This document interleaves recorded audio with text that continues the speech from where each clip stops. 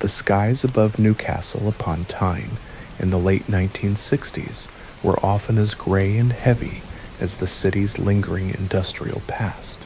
It was a place where the old world of coal smoke and cramped terrace houses was slowly being torn down to make way for a more modern future. Amidst this upheaval, children found their own playgrounds in the demolition sites and derelict buildings, places where the rules of the adult world seemed to dissolve into a chaotic freedom. It was within this environment, a mix of hope and decay, that a tale of profound and unsettling darkness would begin, a story that would challenge the very notion of childhood innocence and leave an enduring scar on the collective psyche of a nation. The innocence of childhood was already a fragile thing in this environment. For a girl named Mary, life had been a series of bleak and chaotic episodes. Born in 1957, her existence was marked by a profound lack of stability and affection. Her mother was a prostitute who was often absent, leaving her to fend for herself in a home where neglect was a constant companion. The stories that would later emerge spoke of a childhood filled with alleged abuse, a desperate plea for attention that was met with a chilling indifference. The authorities, despite numerous red flags and reports, failed to intervene, leaving the young girl adrift in a world she could not understand. She was a child who was starved for connection, her cries for help a silent scream that no one heard. From a very young age, she had reportedly attempted to kill a newborn baby by putting a plastic bag over its head, a horrifying act that was dismissed as mere misbehavior. This was a child who had learned to manipulate and to deceive, her intelligence and wit turned inward, a tool for her own survival in a world that offered her little comfort. On a warm May afternoon in 1968, the day before her 11th birthday, the first act of the tragedy unfolded. 4-year-old Martin Brown, a small boy with a quiet and trusting nature, was playing near his home in Scotswood. His body was later found in an upstairs bedroom of a derelict house, his tiny frame motionless.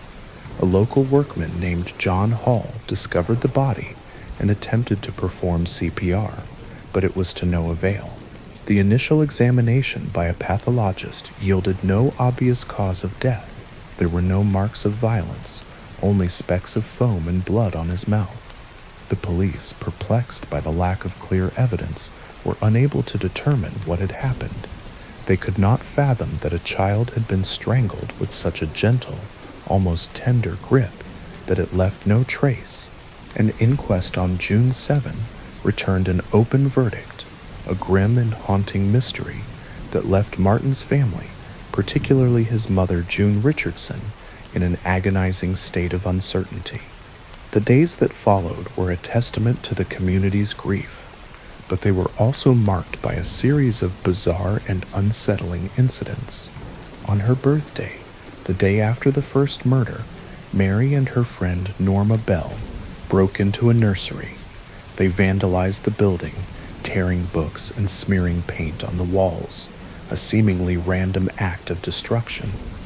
But what the police discovered was anything but random. Scrawled across the walls were 4 notes, a chilling confession that taunted the authorities and claimed responsibility for Martin's death. One note, written with a child's lack of punctuation, read, "I murder S oh that I may come back." Another stated, "We did murder Martin Brown, fuck of you bastard." The police, with a chilling lack of foresight, dismissed the notes as a tasteless prank. They saw no connection between the nursery vandalism and the unsolved death of the boy, a critical misjudgment that would allow the darkness to fester and grow. 2 days later, Mary and Norma appeared at the home of Martin's mother, brazenly asking to see her son. When June Brown replied that he was deceased, Mary replied, "Oh, I know he's dead. I want to see him in his coffin." The second act of the tragedy occurred 2 months later, in late July. 3-year-old Brian Howe, a boy with a cheerful spirit, went missing from his home. The search was frantic and widespread, the community's fear palpable. When his body was discovered in a patch of scrubland, concealed by flowering weeds, it was clear that his death was not an accident. There were brutal and deliberate marks on his body, a shocking sign of a twisted mind. A post-mortem examination revealed that he, like Martin, had been strangled. The chilling detail that distinguished this crime was the presence of the letters M and B carved into his stomach with a blade. The markings were a clear and unmistakable signature, a terrifying confirmation that the first murder had not been a fluke, but a precursor to an even more brutal crime. The police, their initial dismissal of the notes now a source of regret, realized with a sickening clarity that the two murders were connected. The focus of their investigation shifted, narrowing in on the two girls who had a history of being in the wrong place at the wrong time. The police investigation that followed was a painstaking process of sifting through a sea of details. They questioned Mary and Norma, their interviews a strange and unsettling dance between innocence and deception. Mary, with her uncanny composure, lied effortlessly, her stories a web of carefully constructed untruths. Norma, a quiet and seemingly passive girl, was easily led by her more manipulative friend. She often cried and stumbled over her words, her reactions a stark contrast to Mary's calm detachment. The police, in a moment of inspired insight, decided to separate the two girls, a strategic move that would prove to be a turning point in the investigation. Without Mary's influence, Norma's facade began to crack. She eventually broke down, her confession a torrent of words that revealed the truth behind the horrific crimes. She spoke of how Mary had strangled the boys and how she had stood by, a terrified and unwilling spectator. She also confessed to writing the notes that had been left at the nursery, an act that had been at the behest of her friend. The confessions, a devastating and undeniable account of the two murders, led to the arrest and trial of both girls. The trial, held at Newcastle Assizes in December 1968, was a media sensation. The courtroom, filled with a grim and somber atmosphere, was a place where a child's mind was put on trial. The prosecution's case was clear and compelling, a powerful indictment of the two girls' actions. They argued that the girls had acted with a terrifying level of premeditation, and that they had shown no remorse for their actions. The defense, however, presented a different narrative. They argued that Mary, in particular, was not a monster, but a deeply disturbed and damaged child. They brought in psychiatrists who testified to her fragile mental state, a mind that had been warped by a life of abuse and neglect. They argued that her actions were not the result of malice, but a tragic manifestation of a profound psychological illness. Her condition, they claimed, was so severe that it constituted diminished responsibility. The deliberation was long and difficult, and the jury, faced with a grim and emotionally charged decision, had to weigh the brutality of the crimes against the profound mental anguish of the perpetrator. They had to decide whether an 11-year-old girl who had committed such a heinous act could be held to the same standards as an adult. They had to reconcile the fact that a child could be both a killer and a victim. The verdict, when it was finally read, sent a wave of shock through the courtroom. Norma Bell was acquitted of all charges, the jury believing that she had been a passive accomplice who had been coerced by her friend. Mary Bell, however, was found guilty of manslaughter on the grounds of diminished responsibility. The verdict was a legal compromise, a recognition that while she had committed a terrible crime, her actions were a product of her troubled past. She was sentenced to be detained at Her Majesty's pleasure, a sentence that would keep her in custody until she was no longer deemed a threat to society. Her time in detention was a long and arduous journey of psychological and emotional rehabilitation.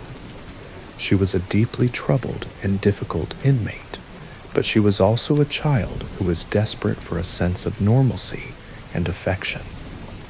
She was moved from a secure unit to a women's prison, a transfer that was both a challenge and an opportunity. She was given a new identity, a new name, and a new life, a chance to start over. In 1980, after serving 12 years in custody, she was released, a young woman who was now a pariah in a society that had not forgotten her crime. The media, with its insatiable appetite for salacious stories, was a constant and unyielding presence. She was hounded, tracked down, and forced to change her identity numerous times. The hounding was relentless, a grim and unforgiving hunt that demonstrated society's unwillingness to forgive or forget.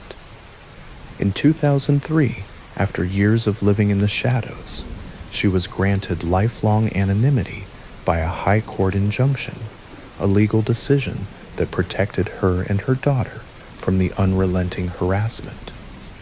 The case of Mary Bell, with its grim and haunting details, had a profound and lasting impact on the British legal system. It sparked a nationwide debate about the age of criminal responsibility, the treatment of child offenders, and the role of mental health in the criminal justice system.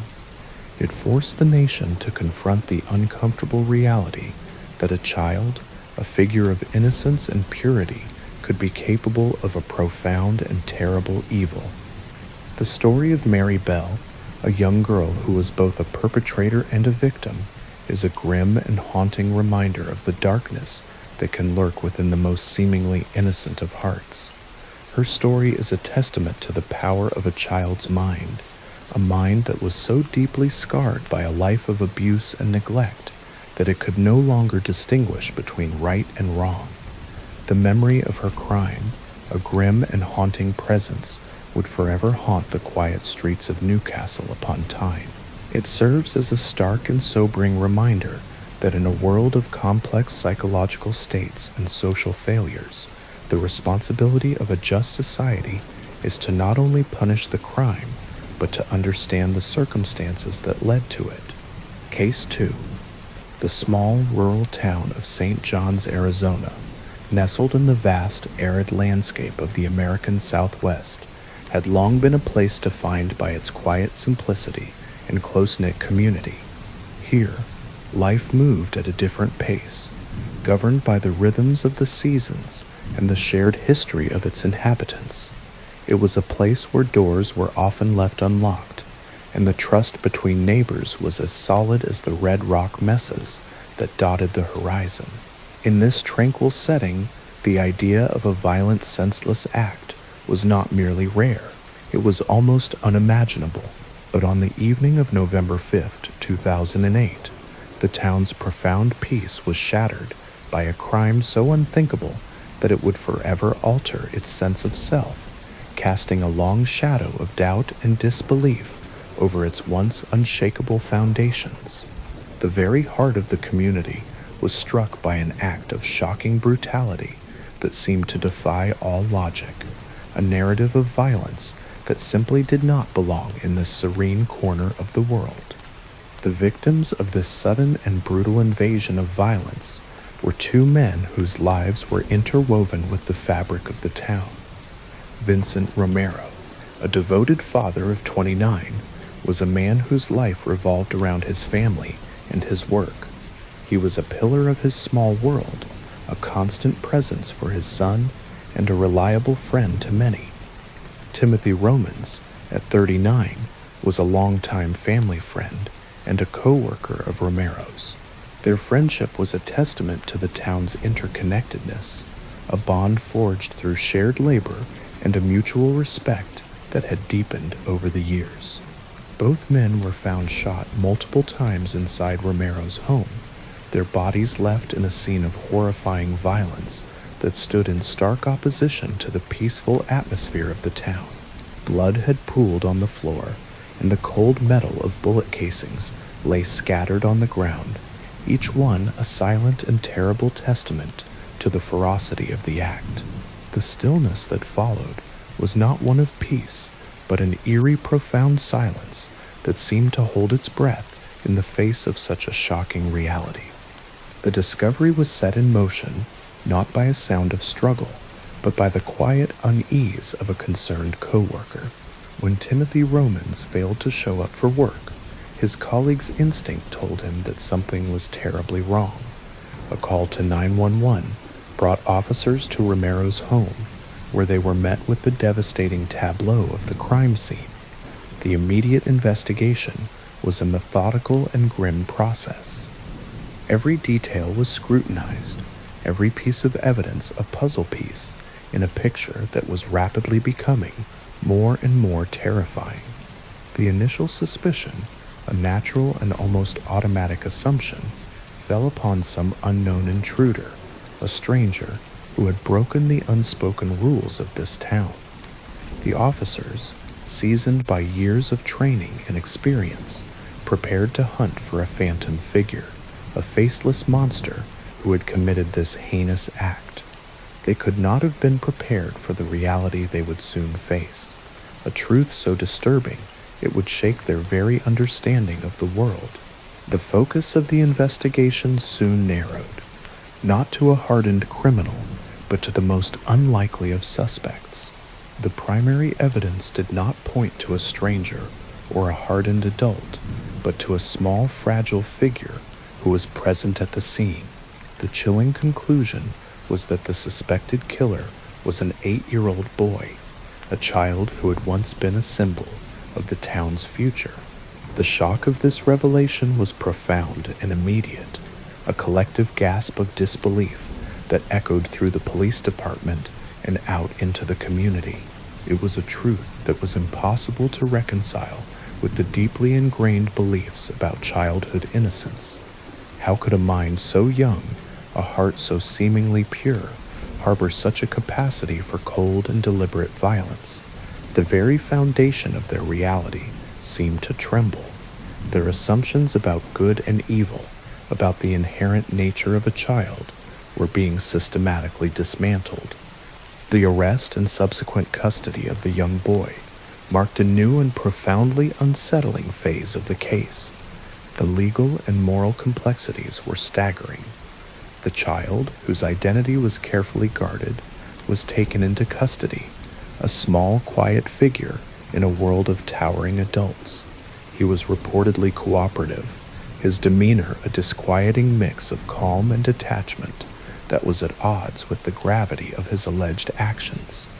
The detectives and legal professionals assigned to the case found themselves in uncharted territory, their every move scrutinized by a world desperate for answers. The psychological and forensic investigation began, a methodical attempt to piece together the internal world of a child who had allegedly committed a crime of such a horrific nature. The narrative of the case became even more complex and disturbing, with the revelation of a potential connection to a previous unrelated crime. It was discovered that the boy had been a friend of another boy, who was a suspect in a prior incident, a coincidence that sent a ripple of unease through the investigation. This connection suggested a pattern, a disturbing glimpse into a world where children were not just victims of violence, but were also its perpetrators. This link, however tenuous, added a new layer of psychological depth to the case, a horrifying suggestion that these acts were not isolated incidents, but part of a larger, more troubling trend. The town, once so secure in its rural isolation, began to look inward, questioning the quiet lives it had always taken for granted. The collective psyche of St. John's began to fray, its once solid sense of community now tinged with suspicion and a deep, pervasive sadness. The legal proceedings that followed were a long and arduous process, unfolding with a deliberate, painstaking slowness that stood in stark contrast to the sudden violence of the crime. The defense argued that the child, being so young, could not be held to the same standard of criminal responsibility as an adult. They spoke of the boy's troubled past, a history of neglect and exposure to violence that had allegedly warped his young mind. They presented a picture of a child who was not a monster, but a victim of circumstances beyond his control, a product of a broken system that had failed him from the very beginning. The prosecution, in a long and meticulous process, laid out the evidence, their arguments a powerful and undeniable indictment of the boy's actions. They spoke of the level of brutality, the methodical way in which the victims were shot, and the subsequent lack of remorse shown by the child. They presented a picture of a calculated and deliberate act, a chilling demonstration of a capacity for violence that was deeply unsettling. The case, with its emotional and legal complexities, captivated the nation, forcing a public debate about the nature of childhood, the roots of violence, and the role of the legal system in dealing with juvenile offenders. The trial was a spectacle, a grim and somber affair that drew a media frenzy to the quiet town.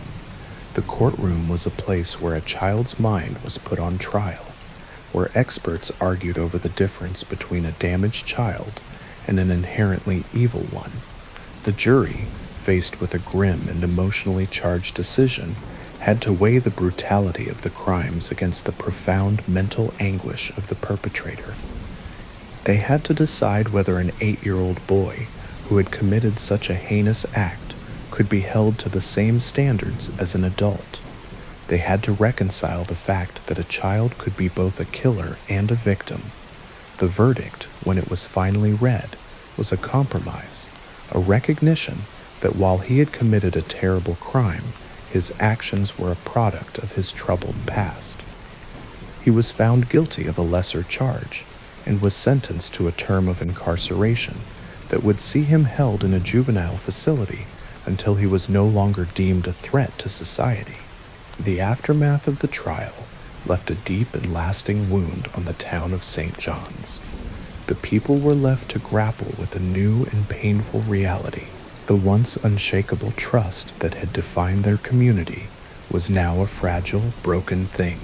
The memory of Vincent Romero and Timothy Romans, their lives so suddenly and tragically cut short, would forever haunt the quiet streets. The image of the young boy, a figure of both horror and pity, would remain a grim and haunting presence in the town's collective consciousness. The case of the St. John's boy, a story of a town's innocence lost, became a cautionary tale, a grim and haunting reminder of the darkness that can lurk within the most seemingly innocent of hearts.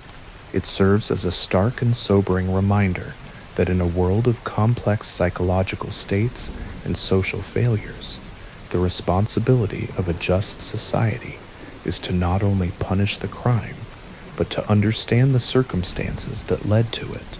The trauma of the event would linger for years, a dark cloud over the once peaceful town, a perpetual whisper of the terrible night when everything changed. The collective grief and confusion became a new part of the town's identity, a shared burden of sorrow that they would carry with them into the uncertain future. Case 3.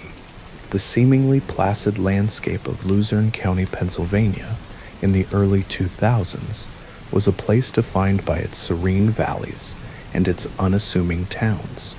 The communities, with their quiet streets and local traditions, felt insulated from the greater tumult of the outside world. They were places where a sense of order and civic pride was expected, and where the institutions of justice were held in a position of high respect. In this environment, the two figures at the center of the local juvenile justice system, Judges Michael Conahan and Mark Chiavarella, were considered pillars of the community.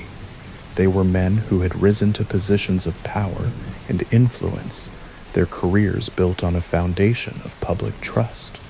They were seen as guardians of the law, entrusted with the profound responsibility of guiding the county's youth, a role that was meant to be carried out with the utmost integrity and a deep sense of compassion. The community, in its trust and admiration, remained profoundly unaware of the clandestine dealings and the pervasive moral rot that had taken root at the very core of this institution. a corruption that would soon unravel with devastating consequences.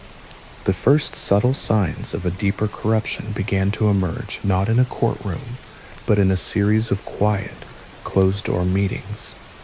Judge Conahan, a man with a keen eye for financial opportunity, reportedly devised a plan. The county's existing juvenile detention center, a publicly run facility, was to be shut down.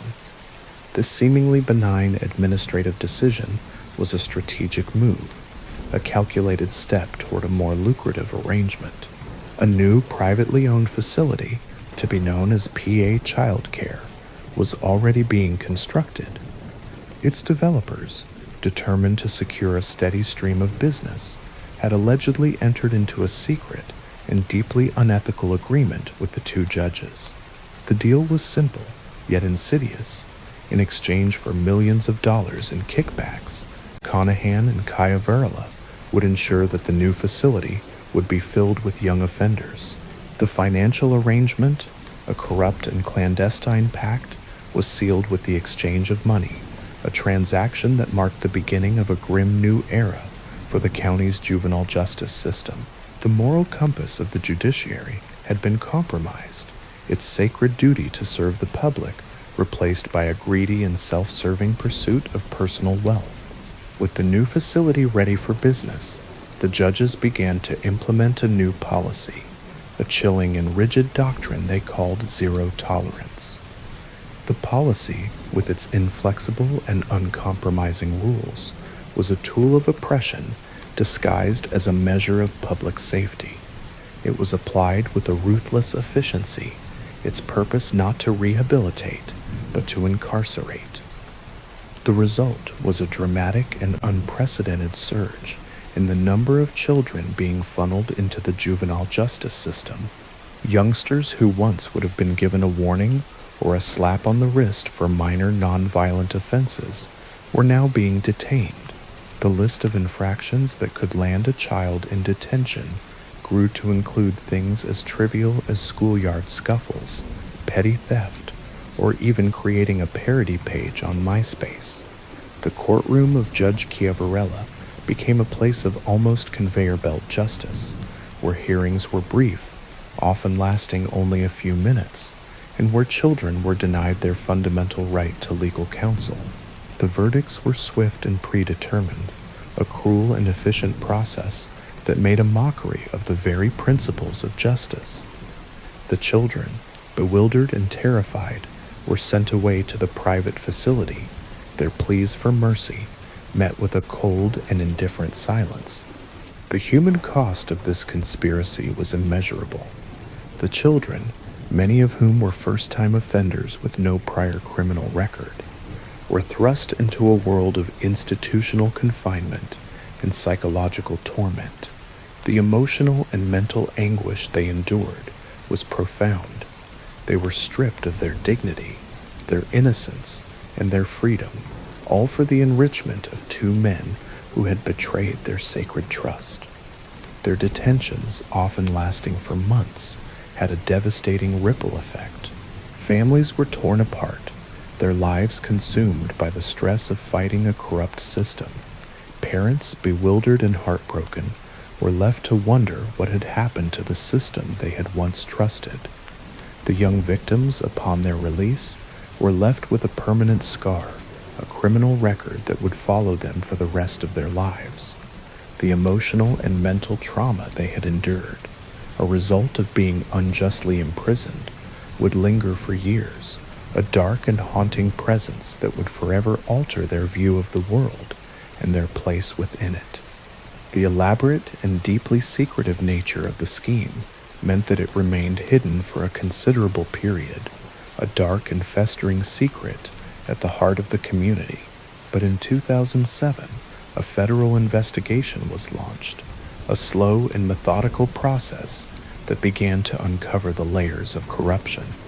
The FBI and other law enforcement agencies began to meticulously trace the money, following the trail of kickbacks that led directly to the two judges. The public, upon learning of the investigation, was in a state of collective disbelief. The idea that their respected judges could be involved in such a heinous crime seemed incomprehensible, but as the evidence mounted, the truth became undeniable. The once revered figures were exposed as corrupt and self-serving criminals, their careers and reputations reduced to ashes. The public outcry was immediate and furious, a collective roar of anger and betrayal that echoed throughout the county. The people of Luzerne County felt a profound sense of violation, a deep and unyielding sadness that their trust had been so cruelly abused. In 2009, faced with overwhelming evidence, both Conahan and Cavarella pleaded guilty to federal charges of racketeering and conspiracy. Their admissions of guilt were a stunning and unprecedented moment, a public acknowledgement of their profound betrayal. The trials that followed were a grim and somber affair, a public accounting for the injustice they had inflicted upon so many children. The victims and their families filled the courtroom, their testimonies a powerful and heartbreaking indictment of the judge's actions. They spoke of the pain, the humiliation, and the long-term consequences of their unjust detentions. The judges, once so powerful and untouchable, were now reduced to figures of public scorn and contempt. They were both sentenced to lengthy prison terms, their careers and their lives forever defined by the infamy of their crimes. Their punishment, a small measure of justice, could not undo the immense damage they had caused, nor could it erase the trauma they had inflicted on countless lives. The aftermath of the scandal was a long and arduous journey towards some form of justice and healing. The Pennsylvania Supreme Court, in a landmark decision, ordered the expungement of thousands of juvenile convictions that had been handed down by the two judges between 2003 and 2008. The ruling was a powerful recognition of the profound injustice that had occurred, a collective effort to right a terrible wrong. Civil lawsuits were filed, and a settlement fund was established to compensate the victims and their families for the emotional and financial damage they had endured. The Kids for Cash scandal, as it came to be known, became a symbol of judicial corruption on a scale that was almost unprecedented. It served as a powerful reminder of the fragility of public trust and the devastating consequences that can occur when those entrusted with power and authority betray their sacred duty. The people of Luzerne County were left to rebuild their shattered sense of community, a process that would take many years. The stain of the scandal would forever linger, a grim and haunting reminder of a time when the guardians of justice became its most brutal predators. Case 4. The warm, humid air of Hillsborough County, Florida, on the evening of March 18, 2018, was heavy and still, a typical prelude to a quiet night. The suburbs were draped in a sense of peaceful predictability, their houses glowing with the soft, inviting light of 1,000 television sets. It was a time when the world was supposed to be at rest, when the day's anxieties were meant to recede into the backdrop of a calm evening. But at 11:43 p.m. AIM, the tranquil silence was abruptly shattered by the shrill ring of the emergency line at the sheriff's office. An officer answered, and on the other end, a torrent of static and garbled noise pulsed through the line. It was an unsettling sound, a chaotic and fragmented message that held an immediate sense of urgency and terror. Before the officer could make sense of it, the call abruptly disconnected, leaving behind an unsettling silence and a pervasive feeling that something horrific had just begun.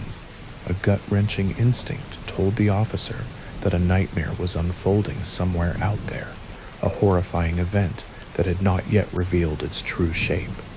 Just 6 minutes later, at 11:49 p.m., the phone rang again. This time, a man's voice came through, clear and unsettlingly calm.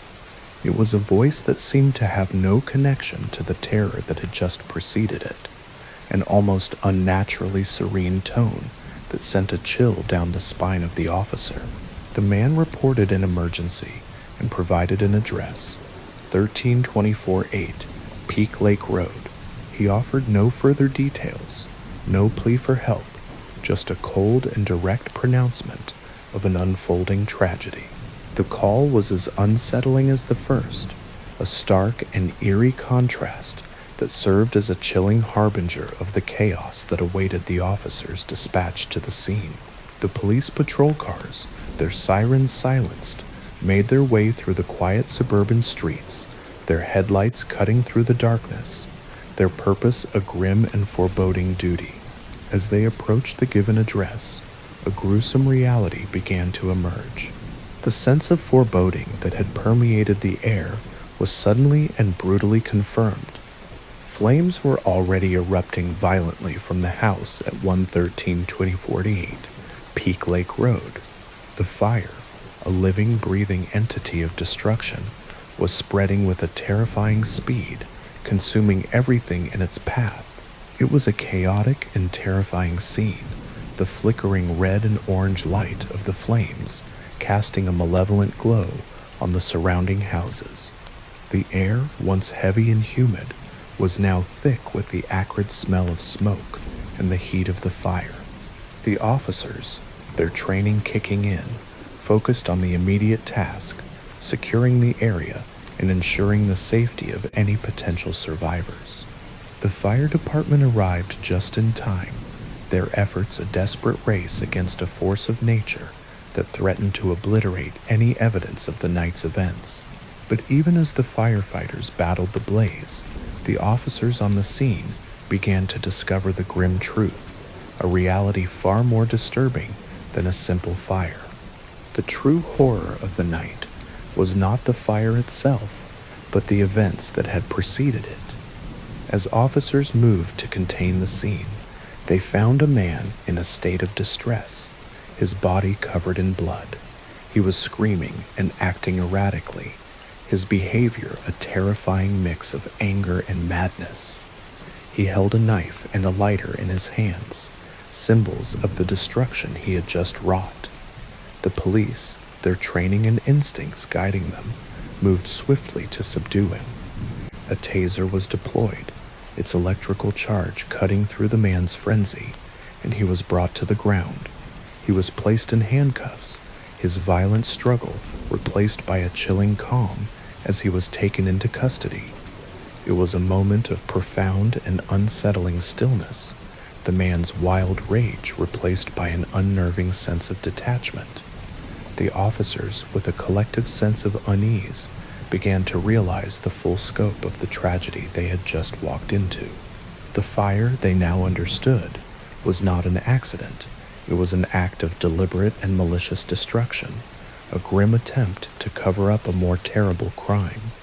The grim discoveries inside the house confirmed their worst fears. The bodies of a woman and her young daughter were found in the charred remains of a bedroom.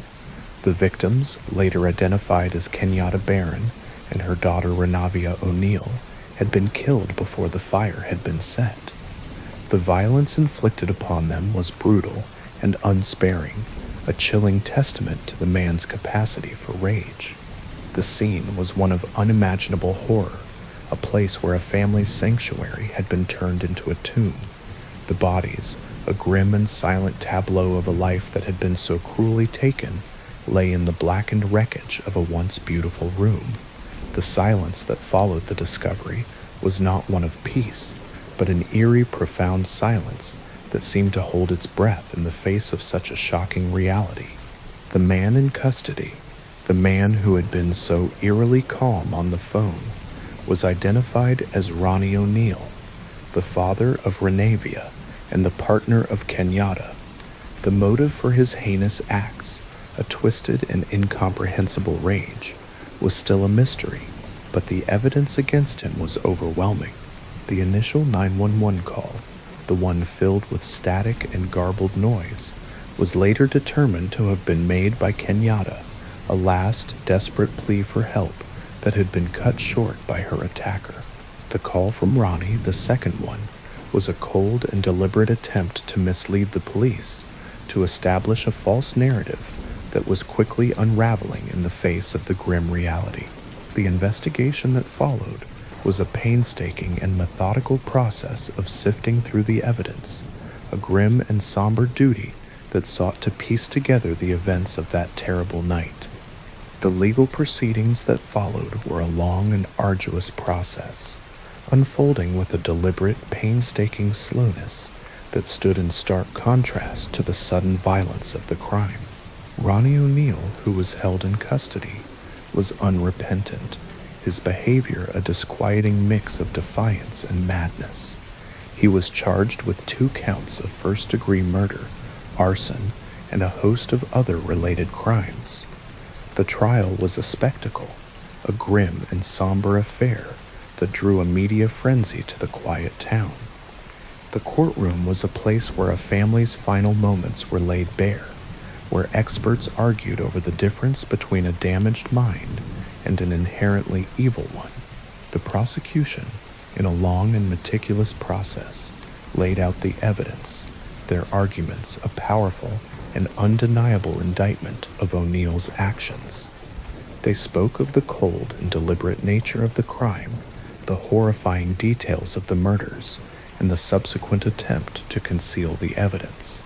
They painted a picture of a man who was not a victim of circumstances, but a cold and calculated killer, a man who had intentionally set out to destroy his family. The defense, in a long and arduous effort, argued that their client was not criminally responsible for his actions, that his mind had been twisted by a profound mental illness.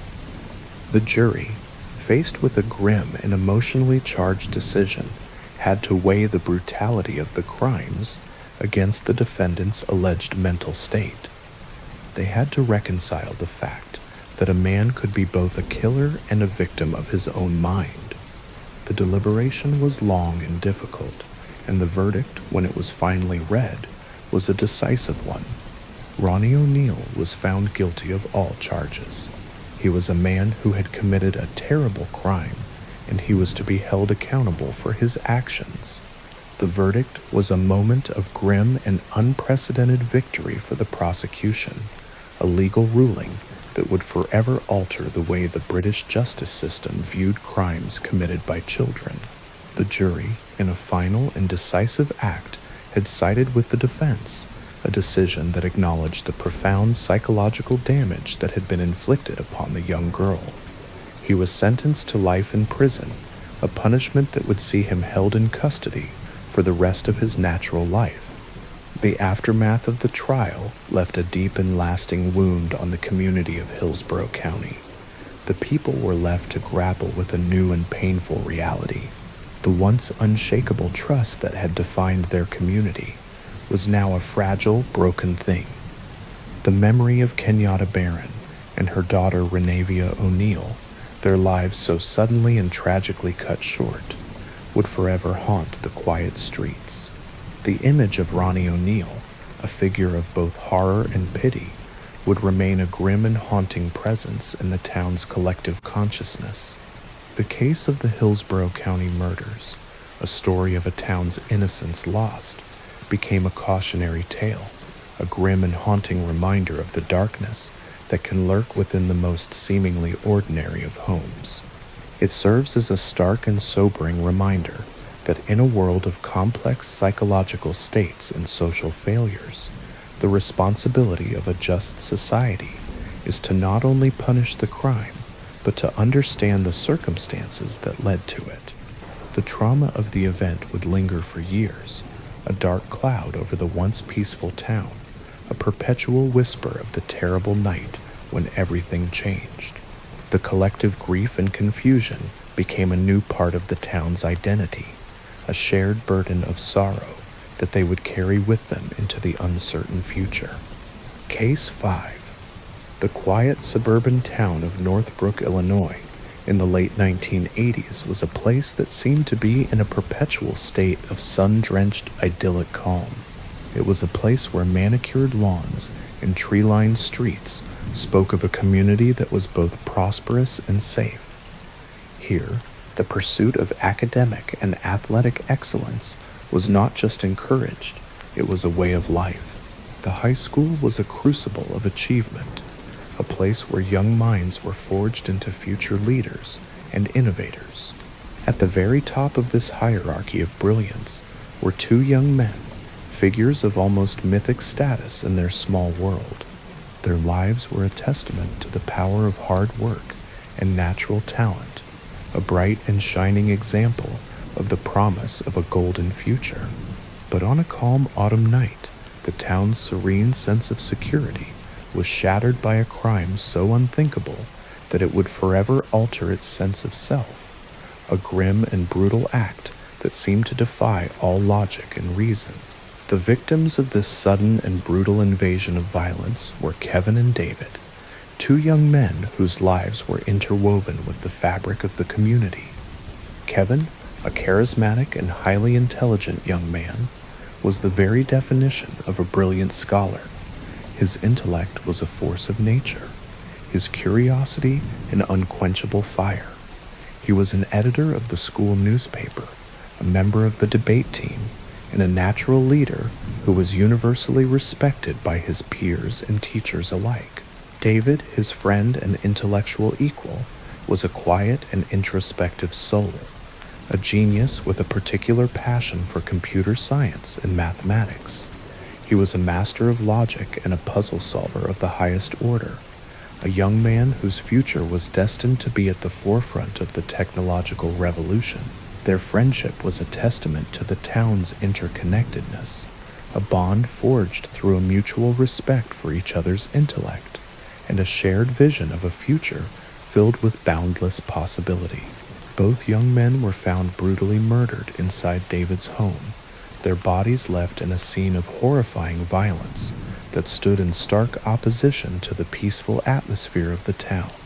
Blood had pooled on the floor, and the cold, unfeeling stillness of death had settled over the once vibrant home, a silent and terrible testament to the ferocity of the act. The discovery was set in motion, not by a sound of struggle, but by the quiet unease of a concerned parent. When David failed to answer a phone call, his mother's instinct told her that something was terribly wrong. A quick drive to the house revealed a car still in the driveway and an open front door, a strange and unsettling sight that sent a chill down her spine. The immediate investigation was a methodical and grim process. Every detail was scrutinized, every piece of evidence a puzzle piece in a picture that was rapidly becoming more and more terrifying. The initial suspicion, a natural and almost automatic assumption, fell upon some unknown intruder, a stranger who had broken the unspoken rules of this town. The officers, seasoned by years of training and experience, prepared to hunt for a phantom figure, a faceless monster who had committed this heinous act. They could not have been prepared for the reality they would soon face, a truth so disturbing it would shake their very understanding of the world. The focus of the investigation soon narrowed, not to a hardened criminal, but to the most unlikely of suspects, another group of teenagers. The chilling conclusion was that the suspected killers were not strangers, but people who moved in the same social circles as the victims, a revelation that was both shocking and deeply unsettling.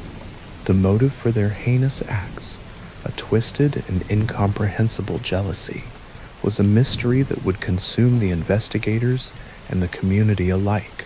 The brutality of the murders, a level of violence that seemed to defy the very nature of teenage aggression, suggested a deeper and more profound motive than mere rivalry. The psychological and forensic investigation began, a methodical attempt to piece together the internal world of the killers, a world filled with a chilling mixture of rage, insecurity, and a profound lack of empathy.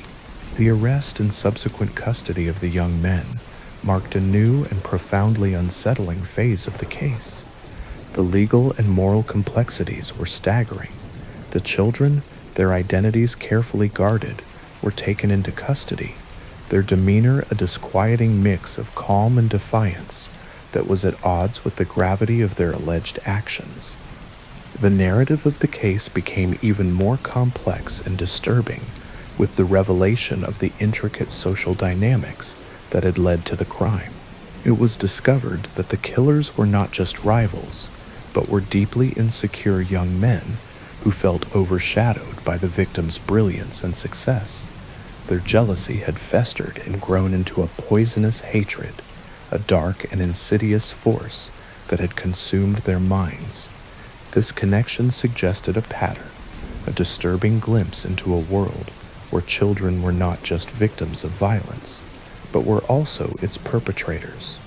This link, however tenuous, added a new layer of psychological depth to the case, a horrifying suggestion that these acts were not isolated incidents, but part of a larger, more troubling trend. The town, once so secure in its suburban isolation, began to look inward, questioning the quiet lives it had always taken for granted. The collective psyche of Northbrook began to fray, its once solid sense of community now tinged with suspicion and a deep, pervasive sadness. The once bright future of the town was suddenly cast into a profound and unsettling darkness, its gilded reputation forever tarnished by the grim reality of a crime committed from within. The legal proceedings that followed were a long and arduous process, unfolding with a deliberate, painstaking slowness that stood in stark contrast to the sudden violence of the crime. The defense argued that the young men, being so young, could not be held to the same standard of criminal responsibility as adults. They spoke of the boys' troubled pasts, a history of family dysfunction and personal insecurity that had allegedly warped their young minds. They presented a picture of children who were not monsters, but victims of circumstances beyond their control, a product of a broken system that had failed them from the very beginning. The prosecution, in a long and meticulous process, laid out the evidence, their arguments a powerful and undeniable indictment of the young men's actions. They spoke of the level of brutality, the methodical way in which the victims were murdered, and the subsequent lack of remorse shown by the accused. They presented a picture of a calculated and deliberate act, a chilling demonstration of a capacity for violence that was deeply unsettling. The case, with its emotional and legal complexities, captivated the nation, forcing a public debate about the nature of childhood, the roots of violence, and the role of the legal system in dealing with juvenile offenders. The trial was a spectacle, a grim and somber affair that drew a media frenzy to the quiet town. The courtroom was a place where a child's mind was put on trial, where experts argued over the difference between a damaged child and an inherently evil one. The jury, faced with a grim and emotionally charged decision, had to weigh the brutality of the crimes against the profound mental anguish of the perpetrators. They had to decide whether these young men, who had committed such a heinous act, could be held to the same standards as adults. They had to reconcile the fact that a child could be both a killer and a victim. The deliberation was long and difficult, and the verdict, when it was finally read, was a decisive one. The young men were found guilty of all charges. They were people who had committed a terrible crime, and they were to be held accountable for their actions. The verdict was a moment of grim and unprecedented victory for the prosecution, a legal ruling that would forever alter the way the justice system viewed crimes committed by children. They were sentenced to lengthy prison terms, a punishment that would see them held in custody for the rest of their natural lives. The aftermath of the trial left a deep and lasting wound on the town of Northbrook. The people were left to grapple with a new and painful reality. The once unshakable trust that had defined their community was now a fragile, broken thing. The memory of Kevin and David, their lives so suddenly and tragically cut short, would forever haunt the quiet streets. The image of their killers, figures of both horror and pity, would remain a grim and haunting presence in the town's collective consciousness. The case of the Northbrook murders, a story of a town's innocence lost, became a cautionary tale, a grim and haunting reminder of the darkness that can lurk within the most seemingly innocent of hearts. It serves as a stark and sobering reminder that in a world of complex psychological states and social failures, the responsibility of a just society is to not only punish the crime, but to understand the circumstances that led to it. The trauma of the event would linger for years, a dark cloud over the once peaceful town, a perpetual whisper of the terrible night when everything changed. The collective grief and confusion became a new part of the town's identity, a shared burden of sorrow that they would carry with them into the uncertain future. Case 6. In the quiet suburban sprawl of Parafield Gardens, a community nestled on the northern fringes of Adelaide, Australia, a house on a seemingly ordinary street had become a silent monument to human neglect and suffering. The neighborhood, with its neat, well-kept yards and the gentle hum of everyday life, was a place where appearances were everything. But behind the closed curtains and the locked door of this particular home, a different kind of reality had been festering, a grim and suffocating world hidden in plain sight. It was a reality so dark and so profoundly disturbing that when it was finally brought to light, it would send a shudder of disbelief and horror through the entire nation. The very idea that such a thing could exist in a suburban street, a place where children played and neighbors exchanged pleasantries, seemed to defy all logic and reason. The discovery was not made by a dramatic police raid or a frantic emergency call, but by the quiet, persistent diligence of a concerned social worker. The Department for Families and Communities had received a series of reports, each one a red flag that pointed to a home in crisis. The reports spoke of malnourished children, of unsanitary conditions, and of a chilling lack of supervision. These were not the sensational stories of a media outlet, but the sober and professional observations of individuals whose job it was to protect the most vulnerable. On a cool autumn morning, a social worker, accompanied by a police officer, knocked on the door of the unassuming house. There was no answer, but a pervasive and sickening smell, a stench of decay and filth, wafted from a broken window. The scent was a palpable and horrifying presence, a silent testament to the horrors that lay within. The social worker, her professional composure beginning to crack, and the police officer, his face a mask of grim determination, knew at that moment that they were about to step into a nightmare far worse than they had ever imagined. The entry into the house was a violation of privacy, but it was also an act of profound necessity. The scene that greeted them was one of unimaginable squalor and decay. The air inside was thick with the smell of human waste, rotting food, and general filth. It was a suffocating and oppressive environment, a place where the very air seemed to hold a tangible weight of neglect.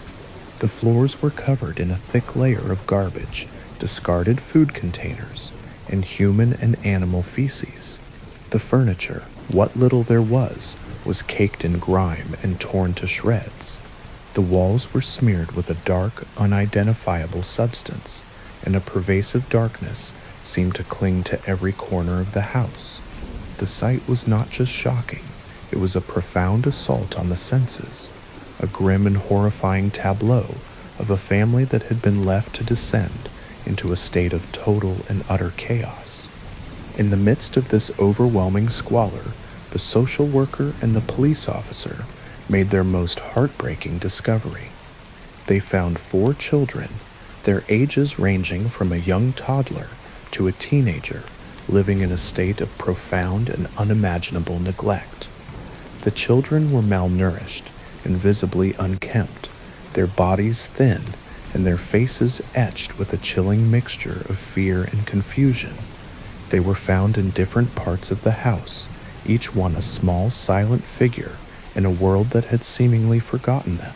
They were not just physically neglected, they were emotionally and psychologically starved, their young minds deprived of the love, care, and stimulation that a child needs to thrive. The oldest child, a teenage girl, was found in a small windowless room, her body and clothes a grim reflection of the filth that surrounded her. The younger children, a boy and two girls, were found in a similar state, their eyes wide with a mixture of terror and a haunting emptiness. The children were immediately taken into protective custody, a rapid and decisive action that was met with a chilling lack of resistance from the adults in the house. The parents, who were present at the time of the discovery, were reportedly in a state of calm indifference, their demeanor a profound and unsettling contrast to the horror that had just been uncovered. Their detached and almost passive response to the removal of their children was a chilling testament to the depth of their own psychological dysfunction. The children were taken to a hospital for a comprehensive medical examination, a grim and necessary step that would reveal the full extent of their physical suffering.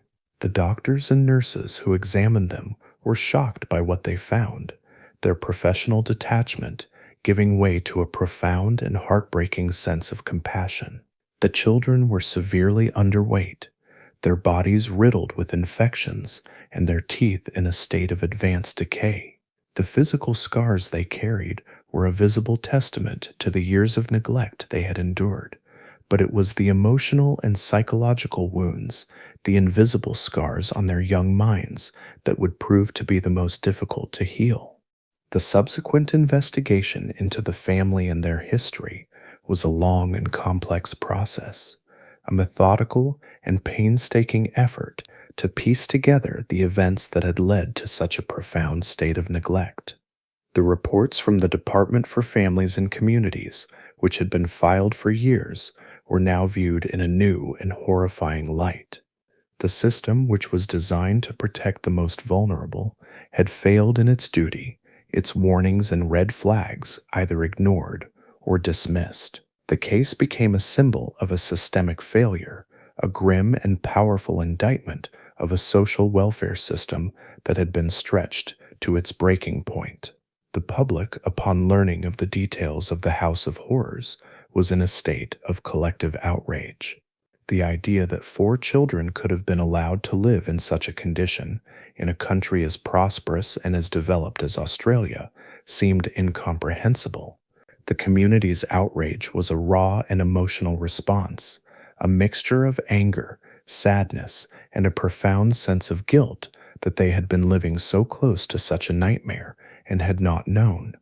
The legal proceedings that followed were a long and arduous process, unfolding with a deliberate, painstaking slowness that stood in stark contrast to the sudden violence of the crime. The parents, who were charged with numerous counts of child abuse and neglect, were brought to trial. The courtroom was a grim and somber affair, a place where a family's profound dysfunction was laid bare for the world to see. The prosecution, in a long and meticulous process, laid out the evidence, their arguments a powerful and undeniable indictment of the parents' actions. They spoke of the level of squalor, the physical and emotional damage inflicted upon the children, and the chilling indifference shown by the parents. They painted a picture of a profound and criminal dereliction of duty, a complete and total abdication of their most sacred responsibility. The defense, in a long and arduous effort, argued that their clients were not monsters, but victims of their own mental health issues. They presented a case that argued that the parents' actions were not the result of malice, but a tragic manifestation of a profound psychological illness that had rendered them incapable of providing for their children. The jury, faced with a grim and emotionally charged decision, had to weigh the brutality of the crimes against the profound mental anguish of the perpetrators. They had to reconcile the fact that a parent could be both a criminal and a victim of their own mind. The deliberation was long and difficult, and the verdict, when it was finally read, was a decisive one, The parents were found guilty of all charges. They were people who had committed a terrible crime, and they were to be held accountable for their actions. The verdict was a moment of grim and unprecedented victory for the prosecution, a legal ruling that would forever alter the way the justice system viewed crimes of profound neglect. They were sentenced to lengthy prison terms, a punishment that would see them held in custody for a considerable period of time. The aftermath of the trial left a deep and lasting wound on the community of Parafield Gardens. The people were left to grapple with a new and painful reality. The once unshakable trust that had defined their community was now a fragile, broken thing. The memory of the children, their lives so suddenly and tragically altered, would forever haunt the quiet streets. The image of the House of Horrors would remain a grim and haunting presence in the town's collective consciousness. The case of the Parafield Gardens children, a story of a community's innocence lost, became a cautionary tale, a grim and haunting reminder of the darkness that can lurk within the most seemingly ordinary of homes. It serves as a stark and sobering reminder that in a world of complex psychological states and social failures, the responsibility of a just society is to not only punish the crime, but to understand the circumstances that led to it. The trauma of the event would linger for years, a dark cloud over the once peaceful town, a perpetual whisper of the terrible day when everything changed. The collective grief and confusion became a new part of the town's identity, a shared burden of sorrow that they would carry with them into the uncertain future.